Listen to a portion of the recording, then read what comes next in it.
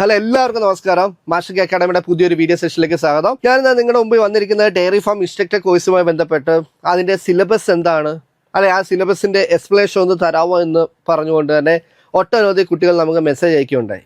അപ്പം അതിനൊരു റിപ്ലൈ ആണ്. അപ്പോൾ നമുക്ക് ഡയറി ഫാം ഇൻസ്ട്രക്ടറിൻ്റെ സിലബസ് എന്ന് പറയുമ്പം ഏകദേശം 5 സബ്ജക്റ്റാണ്. 5 സബ്ജക്റ്റ് എന്ന് പറയുമ്പോൾ ഫിസിക്സ് ഉണ്ട്, കെമിസ്ട്രി ഉണ്ട്, ബോട്ടണി ഉണ്ട്, സുവോളജി ഉണ്ട്, മാത്സ് ഉണ്ട്, അതുകൂടാതെ ഡയറി സയൻസ് ഉണ്ട്. അപ്പോൾ ഫിസിക്സിന് 20 മാർക്ക്, കെമിസ്ട്രിക്ക് 20 മാർക്ക്, ബോട്ടണിക്ക് 10 മാർക്ക്, സുവോളജിക്ക് 10 മാർക്ക്, ഡയറി സയൻസിന് 20 മാർക്ക്, മാത്സിന് 20 മാർക്ക്. അപ്പോൾ ഇങ്ങനെ ടോട്ടൽ 100 മാർക്കാണ് ഡയറി ഫാം ഇൻസ്ട്രക്ടർ പരീക്ഷയുടെ സിലബസ് എന്ന് പറയുന്നത്. അപ്പം ഇത് വെച്ച് കൃത്യമായിട്ട് നമ്മൾ എക്സാം എഴുതി പ്രാക്ടീസ് ചെയ്യണം. ഓക്കെ ആണ്. അപ്പം ഫിസിക്സ് ആയാലും കെമിസ്ട്രി ആയാലും ബോട്ടണി ആയാലും സുവോളജി ആയാലും മാത്സ് ആയാലും ഇത്രയും സബ്ജക്റ്റ് എന്ന് പറയുന്നത് +1 +2 സ്കൂൾ ടെസ്റ്റിൽ നിന്നുള്ള ബേസിക് ചാപ്റ്റർ മാത്രമാണ്. ചാപ്റ്ററിൽ നിന്നുള്ള ബേസിക് കാര്യങ്ങൾ മാത്രമാണ് ഇൻക്ലൂഡ് ചെയ്തിട്ടുള്ളത്. അപ്പോൾ ഫിസിക്സിന് തന്നെ ഏകദേശം 20 മൊഡ്യൂളുണ്ട്, കെമിസ്ട്രിക്ക് ഏകദേശം 10 മൊഡ്യൂളുണ്ട്. അതേപോലെ ഓരോ മൊഡ്യൂൾസും ഓരോ സബ്ജക്റ്റിനും ഉണ്ട്. അപ്പോൾ നമുക്ക് സബ്ജക്റ്റ് അതായത് സിലബസ് ഒന്ന് വളരെ കൃത്യമായി ഒന്ന് പരിശോധിക്കാം. അപ്പോൾ സിലബസിലോട്ട് പോവുകയാണ്. നോക്കുക, സിലബസ് ഫിസിക്സിൻ്റെ ഭാഗത്ത് നിന്ന് 20 മാർക്കാണ്. നോക്കുക, എന്താണ്ടേ ആദ്യത്തെ ഫണ്ടമെൻ്റൽ ഫോഴ്സസ് ഇൻ നേച്ചർ, അത് +1 +2 ചാപ്റ്റർ ആണ്. അടുത്ത unit and measurement, motion along a straight line. നിങ്ങൾ ശ്രദ്ധിക്കുക, ഇതിലൊക്കെ ബേസിക് കാര്യങ്ങൾ മാത്രമേ ഉള്ളൂ. യൂണിറ്റ് ആൻഡ് മെഷർമെൻറ്റിൽ SI സിസ്റ്റം ഓഫ് യൂണിറ്റും അതുപോലെ conversion of 1 unit to another, dimension analysis. അപ്പം ചെറിയ വളരെ കുറച്ച് ടോപ്പിക്ക് മാത്രമേ ഇൻക്ലൂഡ് ചെയ്തിട്ടുള്ളൂ. അടുത്ത motion along a straight line, motion in a plane, laws of motion, work energy power, mechanics of solid, mechanics of fluid, heat and thermodynamics, oscillation, electric charge and field, electric potential and capacitance, അങ്ങനെ തുടങ്ങി current electricity, magnetic effect of current and magnetism, electromagnetic induction, alternating current and AC generator, ray optics and wave optics, dual nature of matter and radiation, atomic nuclei, അങ്ങനെ തുടങ്ങി അത്രയും പോർഷനാണ് ഫിസിക്സിനകത്തുള്ളത്.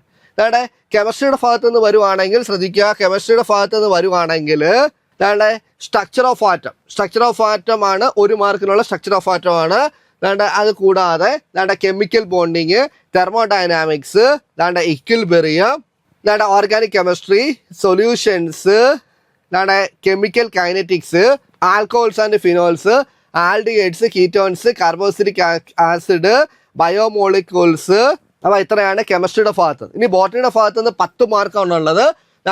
Reproduction, biotechnology and application, ecology and environment, diversity in living world, structural organisation in plants, നോക്കുക cell structure and function, plant physiology. ഇനി സുവോളജിയുടെ ഭാഗത്ത് നിന്ന് നോക്കുക, റീപ്രൊഡക്ഷൻ, ഹ്യൂമൻ റീപ്രൊഡക്ഷൻ ഉണ്ട്, റീപ്രൊഡക്റ്റീവ് ഹെൽത്ത് ഉണ്ട്, ജനറ്റിക്സ് ആൻഡ് എവല്യൂഷൻ ഉണ്ട്, biology and human welfare, ecology and environment, plant, diversity in living world, cell structure and function, അതുപോലെ ഹ്യൂമൻ ഫിസിയോളജി.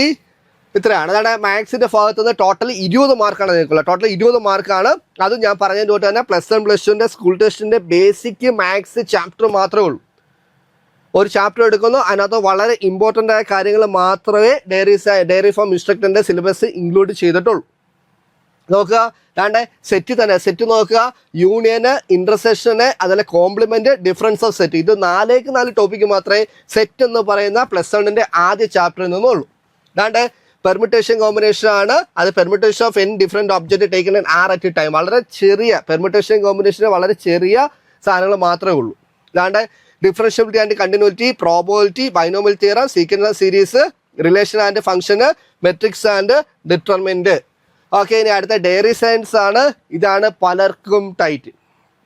ഓക്കെ, പലർക്കും നല്ല പാടാണ്, എല്ലാവർക്കും പഠിക്കാൻ നല്ല പാടുള്ള സബ്ജക്റ്റാണ് ഡയറി സയൻസ്. അപ്പോൾ ഡയറി സയൻസിൻ്റെ ഭാഗത്ത് നിന്നാണ്ട് 5 മൊഡ്യൂളാണ് ഉള്ളത്.